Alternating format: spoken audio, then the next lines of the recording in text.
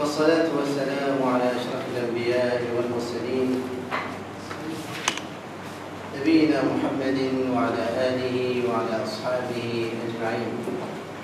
رب اشرح لي صدري ويسر لي أمري واحلل عقدة من لساني يفقهوا قولي. اللهم لا سهل إلا ما سهلت وأنت تجعل الحزن سهلا إن شئت. Today we are going to speak about one of the great personalities. From those personalities which were witnessed in the 6th Islamic century, or let's say the 7th Islamic century.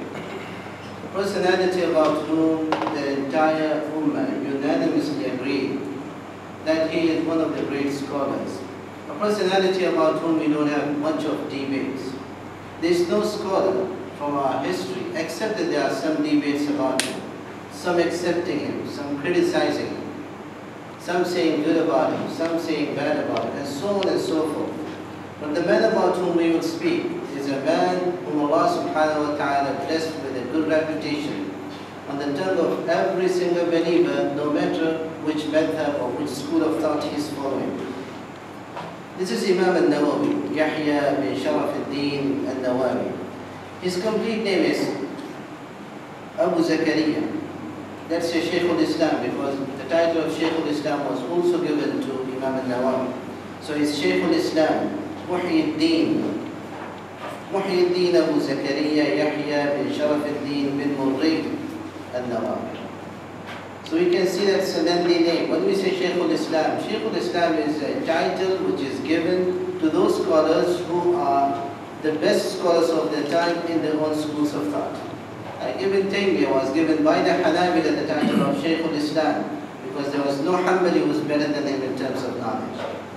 Likewise, you may find in other different schools of thought people who gained this title of Shaykh al-Islam, amongst whom we can also find Imam al-Nawawi. He gained this title, Shaykh al-Islam, Muhyiddin. Muhyiddin, again, one of his titles. What is Muhyiddin? Muhyiddin, the one who revives religion. And by the way, Imam al-Nawawi himself, out of his humbleness, he would say to his people that do not call me Muhyiddin, I don't deserve this. And sometimes he would become very angry on this matter. He would become, to the extent that he said to some of his friends, that if you will say to me, Muhyiddin, this big title given to me, I'll not forgive you at the day of judgment. So this is his humbleness. However, the authors, the scholars, the historians, up until today, they continued calling the man as Muhyiddin.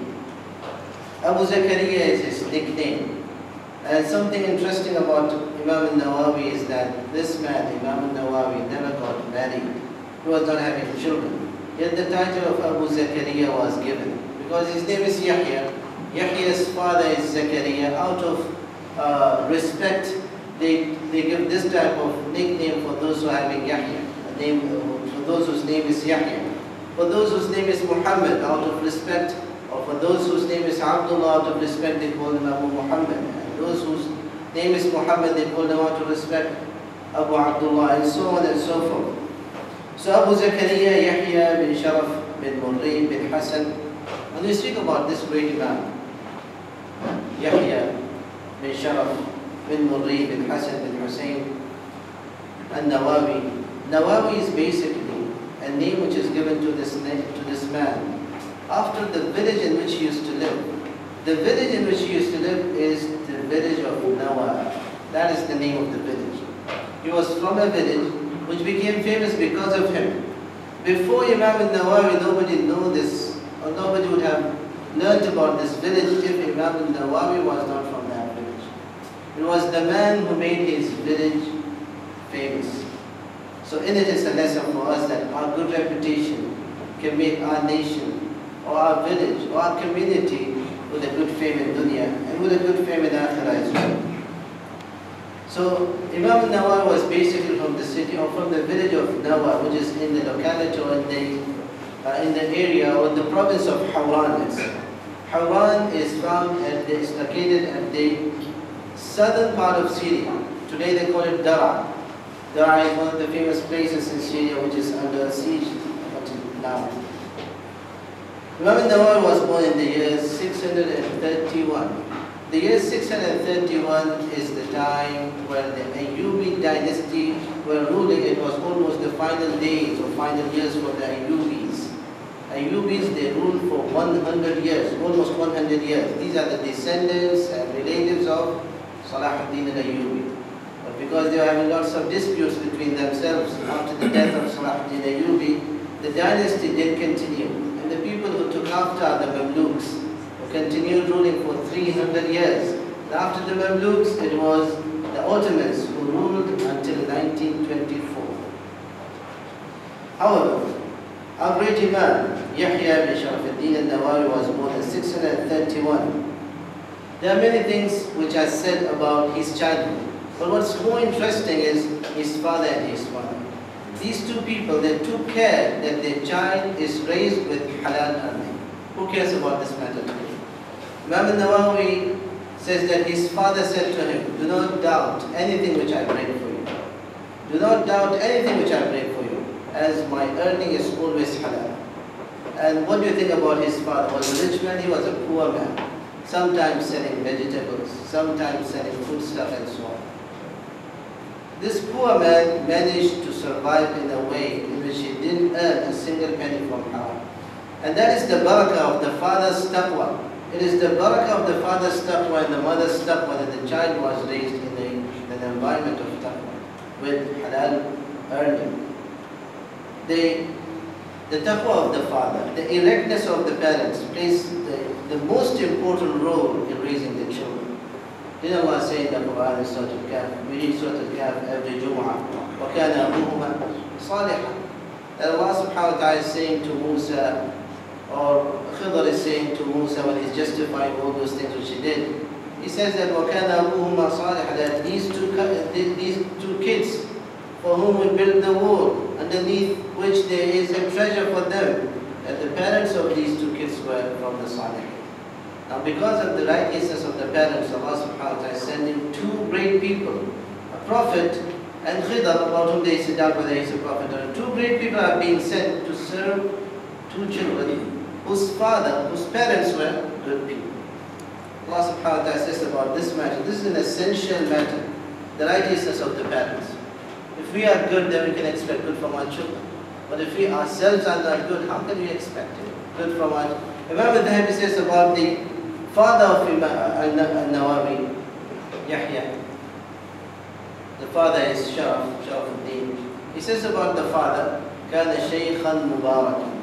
The father was not a scholar, he was not a hafiz, he was just a Muslim who was making sure that he's earning from a halal source. But see the barakah that a great historian like Imam al-Dhahabi never speaks about any random person. He spoke about his father and he said, وَكَانَ شَيْخًا مُبَارَكًا, that he was a shaykh. Out of respect he's saying shaykh, but in reality he's not a shaykh. But out of respect he's saying shaykh, كَانَ شَيْخًا مُبَارَكًا. He was a blessed man. وَالَّذِينَ يخشون يتركون من خلفهم ذرية ضعافا فليتقوا الله وليقولوا قولا سديدا. There's a verse from Surah An-Nisa where Allah subhanahu wa ta'ala says that if you have a fear on your children, on your weak descendants, what should you do? You have weak descendants upon whom you should be having fear. What should you do? Allah subhanahu wa ta'ala says two things. You have to do two things. فَلْيَتَّقُوا اللَّهَ وَلْيَقُولُوا قَوْلًا سَدِيدًا. Fear Allah. If you have a fear on your descendants, have taqwa from Allah subhanahu wa ta'ala. And say that which is truth. فَلْيَتَّقُوا اللَّهَ وَلْيَقُولُوا قَوْلًا سَدِيدًا. If you have these two things, you have taqwa from Allah subhanahu wa ta'ala, and you say the truth, then Allah subhanahu wa ta'ala will take care of your children. This is a promise from Allah subhanahu wa ta'ala. So Imam al-Nawawi from his childhood was raised in an excellent way by his parents.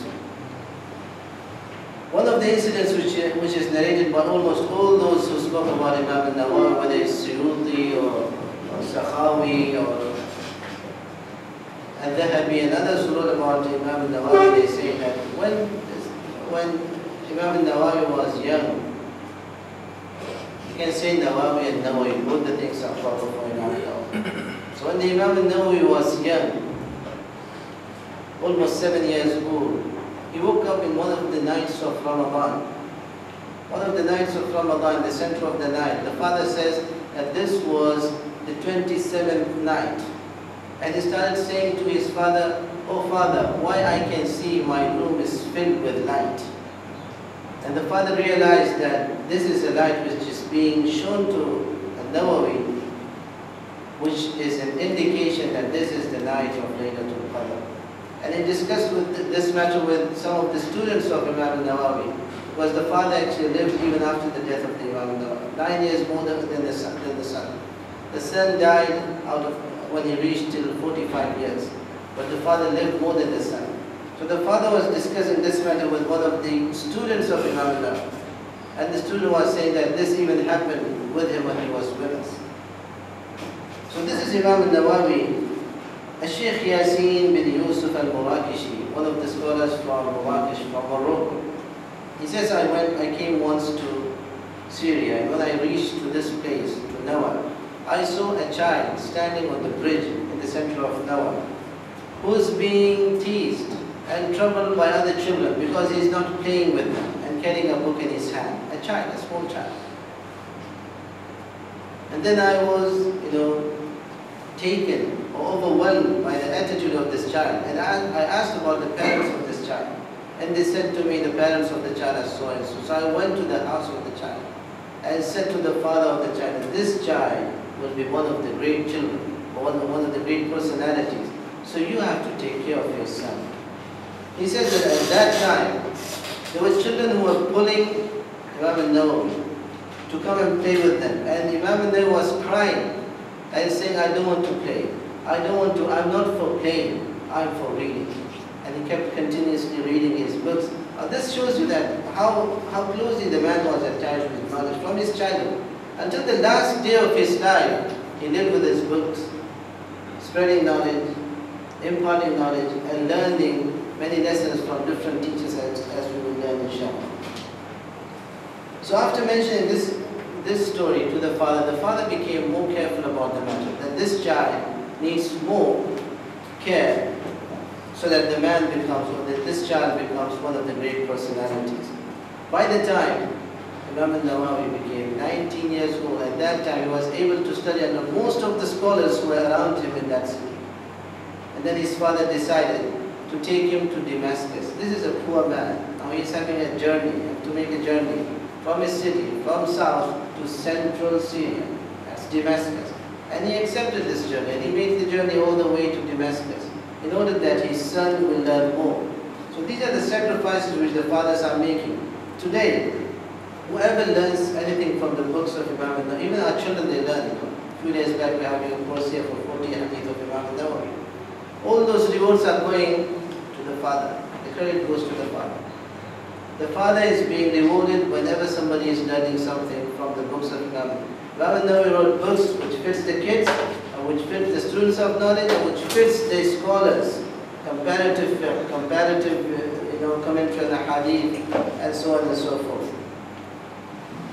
So the father took him all the way to Damascus, and in Damascus, where did he take a place for his son? Close to the mosque. Which mosque? The Umayyad Mosque, one of the great mosques in our Islamic history, which is being shared now by different people. So, close to the Umayyad Mosque, they took a house for the son, and the son was, most of his time he would spend it in Al-Madrasa Rawahiyya, where he took an admission, and in the mosque. So he's either in the mosque or in the madrasa in which he is associated. Exactly like Sa'id bin Musayyib. I always remind my students about Sa'id bin Musayyib, who was never sown except between his house and the mosque. For 40 years, he was sown only in the mosque, praying in the first row. And Sa'id bin Musayyib about himself, he says, I never saw the backs of the Musallin. I never saw, because I was always in the front. I could not see the backs. So Imam Nawawi was of this time. He's always in the mosque. He's always, people when they see the type of prayer which he's making, the way in which he's offering his salah, they say that khushu' enters our heart just by seeing him, how is he praying. The man's khushu' is transferred from him all the way to other people who are around him. This is the level of khushu'. This is the barakah of ilm. That you gain ilm to practice it, to live accordingly. This is what we learn from Imam Nawawi. So when he was 19 years old, he went all the way to Damascus to learn under the scholars there. And for 7 years, or for 6 years, he kept taking 12 lessons each day. 12 lessons. If each lesson is 1 hour, it means 12 hours each day taking lessons. And each lesson, is not from the same book, it's not necessarily from the same book, from the same subject. It could be from different subjects. Today our students in the university, if we give them 5 subjects, they will say, this is too much. You cannot do it. One lesson than this. But Imam Nawawi is taking 12 subjects each day. And what will he do when he comes back? He will not sleep. He keeps writing down whatever he learned from his teachers and commenting on those things which he learned, making a list of those things which he had to ask his teachers and so on. One of his close students, Alauddin al-Attar. Alauddin al-Attar was so close to Nawawi that he was able to learn many things from Imam Nawawi, that he became the mufti of the Shafi'is after Imam Nawawi. So Alauddin al-Attar says about his teacher, إنه كان يقرأ كل يوم 12 درسا. And he used to take 11 lessons each day. على المشايخ شرحا وتصحيحا. And he will go to take these lessons, and some of these lessons were with mashayikh, where he will learn commentary on the hadith and commentary on the books which he memorized, وتصحيحا, and authenticating, fixing the mistakes, because those at that time people used to write with their hands. And whatever you write, you have to go and authenticate it, fix it under the shaykh who already learned that book. Otherwise, your books are not accepted. If you say, for instance, you have Sahih al-Bukhari, the immediate question is, who checked your Sahih al-Bukhari for you? If it's not checked by a person who's having a sanad in Sahih al-Bukhari, your copy is not accepted by anybody. This was the type of knowledge at that time. So they will do sharh and tasheeh, and they will go and rectify and check whether the book is correct or there are mistakes in it. And this effect is then, everybody reads Riyadh al-Salihin, isn't it? In Riyadh al-Salihin, he is commentary there. He comments on the words that this word should have fatha, and this word is having 2 opinions. Some say it's fatha and some say it's kasra. This type of opinion he makes there. Where did he learn all these things from? It is from his shuyukh, where he goes to make tasheeh and sharh for the lessons which he learned, or for the books which he is having. And then he says, Alauddin al-Attar says, Darsaini fil Wasil. You will take 2 lessons in Wasil. What is Wasil? A book of fiqh in the Shafi'i fiqh, which is al-Wasil, a small book. Al-Wasil. In one of the occasions, somebody said to Imam al-Nawawi that you quoted something from the book of Wasil in which there is a mistake. And Imam al-Nawawi said, no, there cannot be a mistake in what I quoted. Because I studied the book of Wasil 40 times. 40 times I studied the book of Wasil.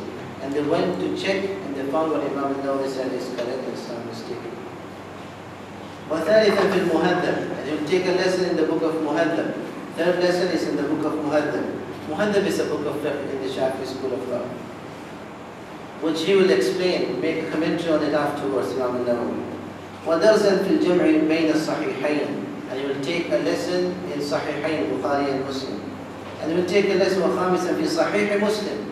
Imam al-Nawawi was having a special friendship with Sahih Muslim, to the extent that he made a commentary on Sahih Muslim is bigger than Sahih Bukhari. Sahih Bukhari is having only 7,000 ahadith with all the limitations. Imam Muslim's book is having almost 12,000 ahadith. So it's bigger than the book of Bukhari. But because his friendship, he's more attached.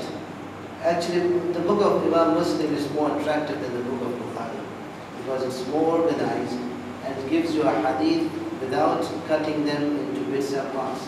But Imam Bukhari made his book a bit difficult by cutting the hadith into parts, and every portion is in a different place. That some scholars have to write numbers under the hadith, that this hadith of Sahih Bukhari is having different parts which are found in these numbers. So it's more difficult. But Imam Muslim's book is more organized. Students of knowledge find it easier to study. So this friendship which was created between Imam al-Nawawi and between Sahih Muslim caused Imam al-Nawawi to make a complete commentary on the entire book, on the entire book of Imam Muslim, which became afterwards as Sharh al-Imam al-Nawawi Muslim. They call it Sharh Muslim. If somebody says Sharh Muslim, it is Imam al-Nawawi Muslim. And Imam al-Nawawi served the book so much so that even the titles which are printed in Sahih Muslim today are the titles which are made by Imam al-Nawawi. Those titles are not made by Imam Muslim. Imam Muslim made a book without titles. We'll gather the hadith without putting a title for them. But all the hadith are fitting a particular title. It's under a particular title, under a particular theme, but without a title. The lessons of Sahih Bukhari are titled by Imam Bukhari himself. The lessons of Imam Muslim and Sahih Muslim are not titled. It is Imam and Nawawi who made those titles. And that's why if you compare between the titles of Sahih Muslim and the titles of Riyadh al-Salihin, you'll find a similar way of making titles. It is because the author is the same for the titles. درسين في الوسيط وثالثا في المهذب ودرسا في جمع بين الصحيحين وخامسا في صحيح مسلم ودرسا في اللمع لابن جني. He also studied Lum'a ibn Jaddi. Ibn Jaddi is one of the scholars of Hadith, one of the scholars of Arabic language, Ibn Jaddi. وَدَرْسًا فِي إِصْلَاحِ الْمَنْطِقِ. Mantiq is logic. He's taking lessons in mantiq, in logic. Ibn Sikkin, وَفِي اللُّغَةِ, and he will also take lessons in Lugha, in Arabic language. Now these are Arabs taking language in Arabic language, taking a lesson in Arabic language. Today, there are many people who want to learn Arabic language. After taking 3 or 4 lessons, they are so tired that they cannot continue. This is not the way of learning actually. Anybody who wants to learn, he has to dedicate himself fully in order to learn. If you see the lives of those scholars who made a contribution, a valuable contribution, they spend their life in learning. They spend their life, literally, spend their life in learning. They say about Ibn Jarir al-Tabari that if you divide the number of pages or the number of days of his life, every day he used to write 40 pages. Imam al-Bukhari, when he left his city 16 years, when he came back to his city, he was 60 years old. 16 till 60 years. How many years he spent in learning? And likewise other scholars of Islam, spending all these years in order to learn, making a good contribution. Baqiyya bin Makhlad came all the way from Spain to meet Imam Ahmad, came walking on his feet, all the way to Baghdad in the time of Mu'tasim, when there was a sanction of Imam Ahmad that he cannot teach any person now. It's an official sanction. And he said to Imam Ahmad, I came all the way, 1 year's journey, coming all the way, coming from Spain to Baghdad, you're saying you cannot teach, but there's a sanction on it. Imam Ahmad, when he saw that the man is insisting, he wants to learn, he's very serious about the matter, he said, come to my house each day, like beggars, who come, like destitutes, who come to beg. And when you come to beg in my house, I'll let you in to feed you. And when you will eat, at that time I'll give you some lessons. So he gave him some lessons in Arabic. And he continued learning, like staying in the city like a beggar, so that nobody, in disguise, so that nobody discovers the man. Because if he is discovered, he will face a hard time. And he ended up doing what? His book, Baqiyya bin Makhlad's book, Musnad Baqi, is bigger than Imam Ahmad's book. It's bigger. Imam Ahmad is having 30,000 hadith in his book. That's the biggest book of hadith. The biggest book of hadith which we have is Imam Ahmad bin Hanbal's book. 30,000 hadith. Musnad Imam Ahmad bin Hanbal. And Imam Ahmad's arrangement is an amazing arrangement. We'll give you the hadith of Abu Bakr first, and the hadith of Umar first, and then we'll give you the hadith of Uthman, then Ali, and other 10 companions who were given the glad tidings of Jannah. And so this is how he goes. This is his way of connecting the hadith. And Baqiyya bin Makhlad made a similar thing, which was bigger than the book of Imam Ahmad. The biggest, but that book is not existing, as Ibn Hazm says. That book is not existing. If it would have existed, it would have been the biggest book today. However, a person can never learn until he sacrifices. If you give everything to knowledge, then only knowledge will give you a portion of it. So we are with Alauddin al-Attar, Alauddin ibn al-Attar, who says that the Imam will take lessons وَدَرْسًا فِي أُصُولِ الْفِقْهِ. You will take a lesson in Usul al-Fiqh. How many people they learn Usul al-Fiqh today? If a person didn't learn Usul al-Fiqh, he's not qualified to give any fiqh. He's not qualified to make any fiqh opinion. Today we have students of knowledge who learn some knowledge from here and they're making opinions in the matters of fiqh. In fact, they are declaring some scholars as deviants because they are not agreeing with them in some issues. How can a person do so when he himself, he didn't study Usul al-Fiqh, he didn't study comparative fiqh? One of the things which made Imam al-Nawawi mature, that we will not criticize every opinion, is the fact that he studied under scholars, under different scholars, not under a scholar, under one scholar who's following one theme or one school of, he didn't do that. He studied under many scholars of different opinions, of different occasions, he studied under them. And this makes a person more mature. Why more mature? Because you are able to compare them and find out which opinion is having strength, which opinion is having weakness. But what about a person who studies only one opinion under one way, in one way, under one teacher, in one pattern? What happens with these people? What happens with these people? That they confine Islam to the way or to the opinions of the teacher. And they think that everything, what the teacher says, this is Islam, and anything which is beside this is not Islam. So what should we say about others? Others are deviants and only my teacher is the correct person. This is how it becomes for those people. But this didn't happen with Imam al-Nawawi. It didn't happen. When he discusses the opinions of fiqh, for example, or opinions on the hadith of the Messenger ﷺ, he will accept all those opinions and discuss them as opinions which are presented by Muslim scholars. And he will not declare people based on those opinions as deviants. Allah subhanahu wa ta'ala allowed the Muslims to make ijtihad, and He is rewarding them even if they are mistaken. This is not found in any religion except in Islam. That Allah subhanahu wa ta'ala is rewarding a mujtahid, a person who is qualified to make ijtihad, even if he is mistaken. It's not found in Christianity, it's not found in Judaism, it's not found in any other religion. The Prophet ﷺ, when he is purposely saying that even if you make a mistake in your ijtihad, you'll be rewarded, the bottom line there is, he's saying to us, you have to struggle. You have to make ijtihad. You have to make your own ijtihad. You have to study and make your own ijtihad. This is what he's saying to us. And do not be upset if your ijtihad is wrong, Allah will still reward you. This is what the Prophet ﷺ is saying. So Imam al-Nawawi is taking many lessons. وَتَارَةً فِي اللُّمْعَ لِأَبِي إِسْحَاقٍ. And he also used to take lessons in Lum'a. Imam al-Nawawi, by the way, he memorized many books. Al-Lum'a, Al-Wasit, Al-Tanbih. Many books of fiqh he memorized. Al-Tanbih he memorized in 6 months. He memorized the whole. Al-Tanbih is 300 pages of fiqh. 300 pages of fiqh. 300 pages of anything he sees of fiqh is very difficult. He memorized the book within 6 months. So our children actually, our kids, they are having a huge ability.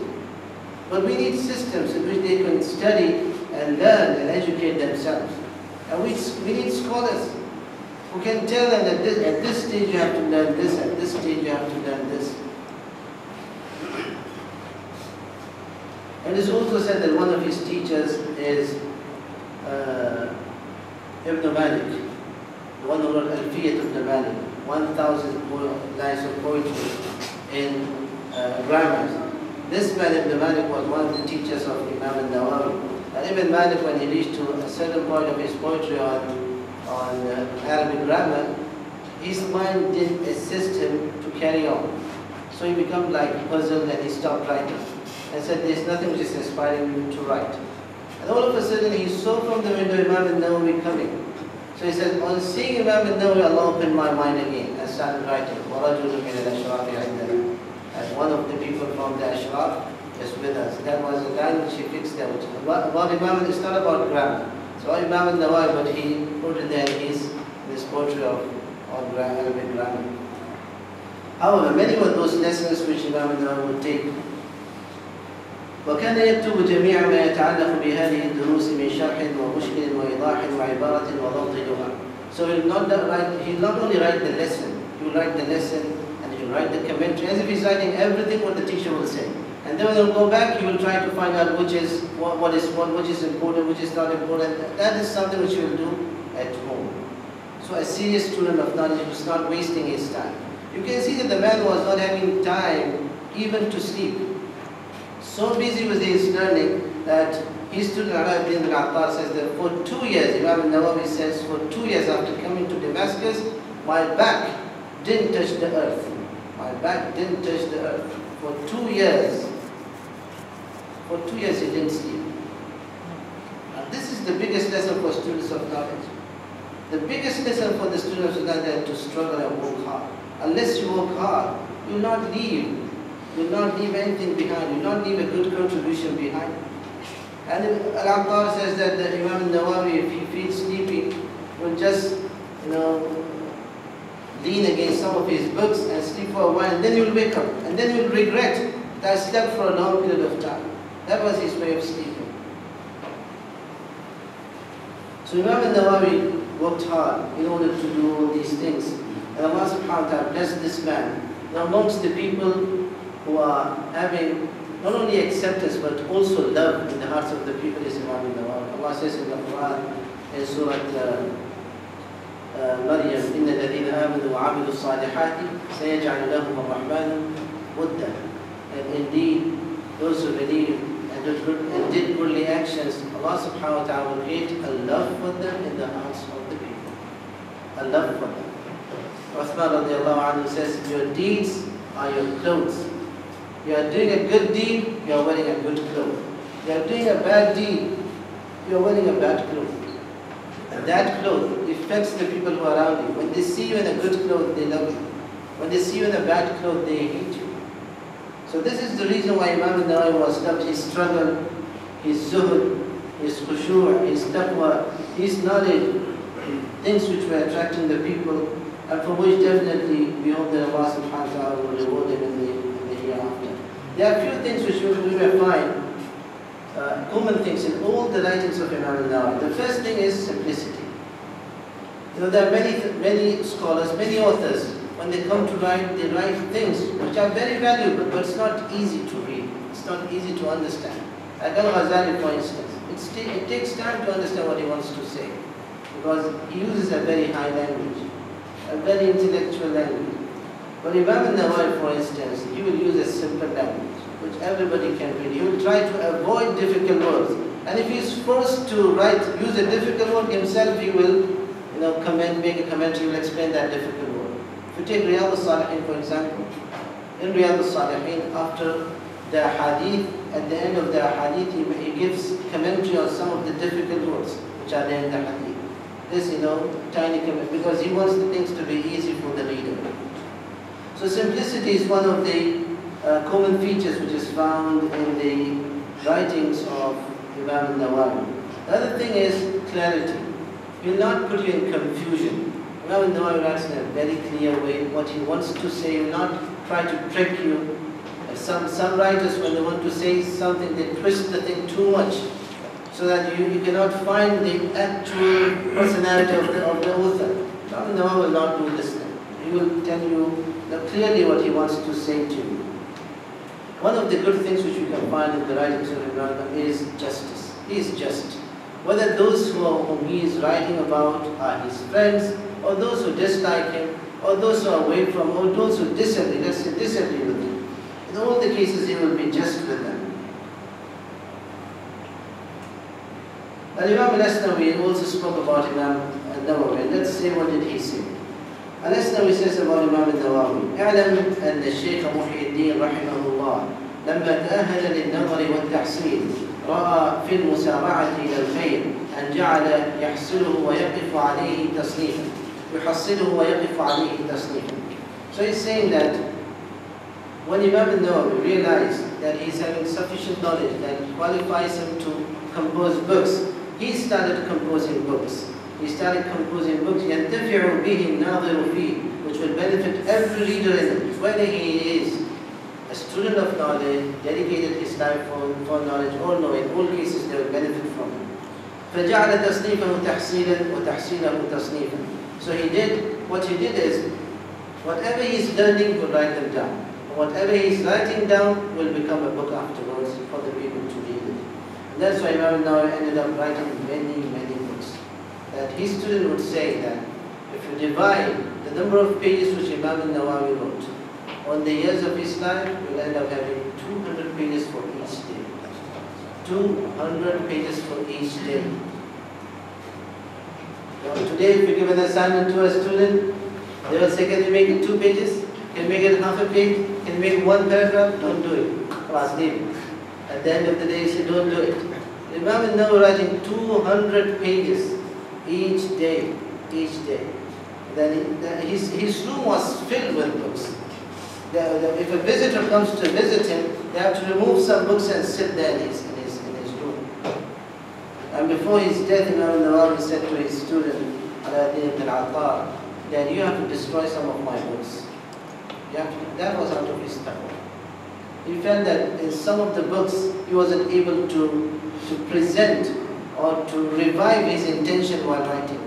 His ikhlas, his niyyah. So he said, I don't want these books, just destroy these books. So Al-Attar says, those books which Imam al-Nawawi requested me to destroy, I put them in water so the ink is removed from it. So the papers were good and the ink was removed from those books. So this is the taqwa. Although many books of Imam al-Nawawi were destroyed on his own request, yet we still have so many books which are written by Imam al-Nawawi. So this is one of the great personalities in our Islamic history from whom we have to learn many, many lessons. So let's come to some of these books which he wrote. Among the many books which Imam al-Nawawi wrote is the book of Sharh Muslim, about which we spoke. It's actually, now what's so special about this book? There are many people who wrote commentary on Sahih Muslim before Imam al-Nawawi and after Imam al-Nawawi. The most famous person who wrote before Imam al-Nawawi was Al-Qurtubi, the great professor from Cordova from Spain. He wrote a complete commentary on Sahih Muslim, but nobody reads that book today. Everybody reads Imam al-Nawawi's commentary on Sahih Muslim. After Imam al-Nawawi, there's another famous person, Sadiq Hasan Khan, basically from India, who wrote a book on commentary on Sahih Muslim.